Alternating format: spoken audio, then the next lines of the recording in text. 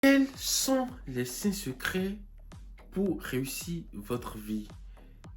Que ce soit sur le plan professionnel, financier, émotionnel, relationnel, il y a 5 choses que vous devez appliquer si vous voulez changer, réaliser de grandes choses, réussir votre vie.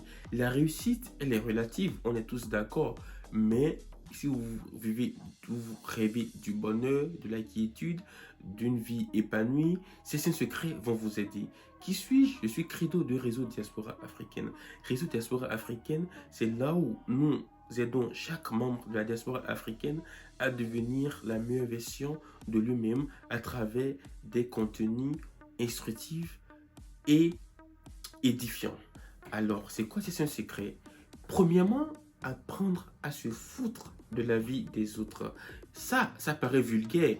Alors, pour être plus politiquement correct, on va dire apprendre à se libérer des opinions des autres.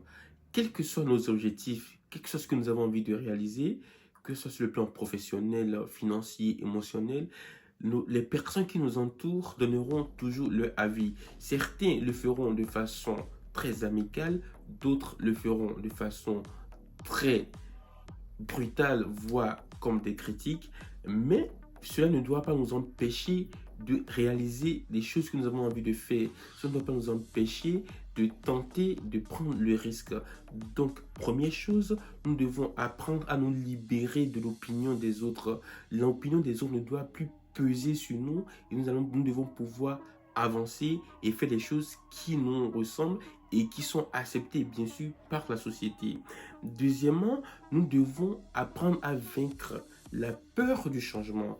Notre système en tant qu'humain, à partir du moment où nous sommes adaptés à une situation, à un endroit, nous n'aimons pas changer. Parce que changer, ça voudrait dire aller vers l'inconnu. Et nous n'aimons pas aller vers l'inconnu.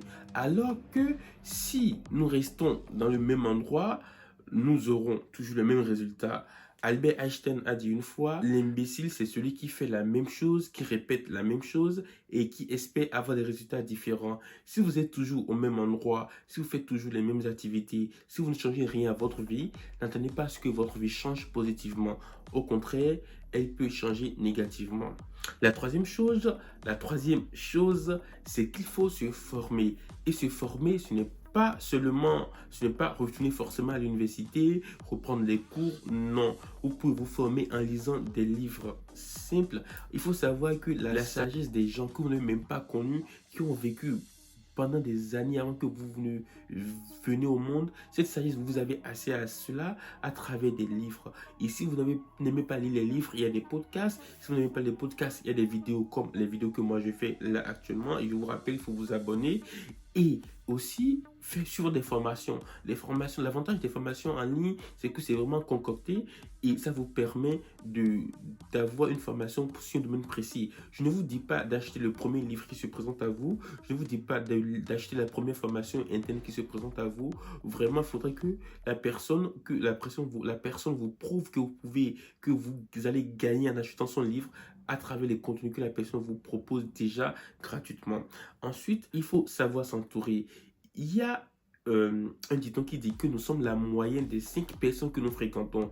Donc, si vous voulez devenir, si vous voulez imaginer la personne que vous serez dans 5 ans, regardez les 5 personnes que vous fréquentez le plus et sachez que vous serez exactement comme ces personnes ou vous serez la moyenne de ces 5 personnes-là d'ici quelques années. Donc, il faut que vous sachiez vous entourer. Et savoir s'entourer, c'est de fréquenter des gens qui nous ressemblent ou des gens qui sont au stade que nous voulons être. Et ça permet de nous motiver, de nous donner l'envie d'avancer.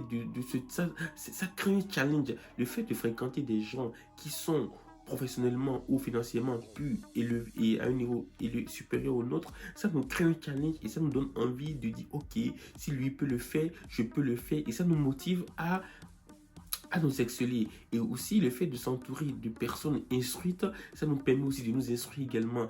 Au contraire, si vous fréquentez des personnes qui sont de niveau inférieur au vôtre, vous allez vous plaire dans votre médiocrité parce que vous allez vous comparer à eux et vous allez pensez que vous êtes mieux qu'eux. Certes, je ne dis pas qu'il faut se comparer aux autres, non, mais il faut savoir que nous sommes la moyenne des 5 personnes que nous fréquentons. Si vous voulez devenir une très bonne personne, une personne instruite ou épanouie sur le plan professionnel ou financier, fréquentez des gens qui sont déjà à ce stade-là et qui pourront vous aider à y parvenir.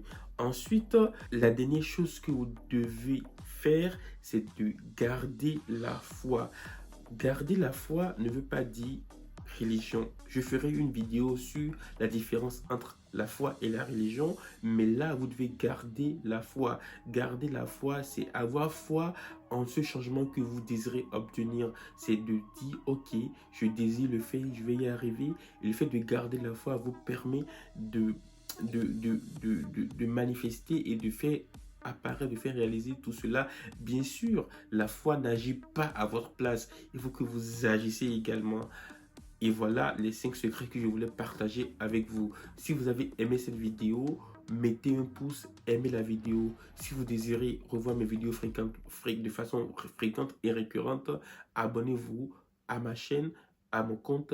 Et si vous pensez que vous avez une amie qui mérite, un ou une amie, un contact qui mérite, qui doit voir cette vidéo, partagez cette vidéo également avec cette personne-là. Ça lui fera beaucoup de bien.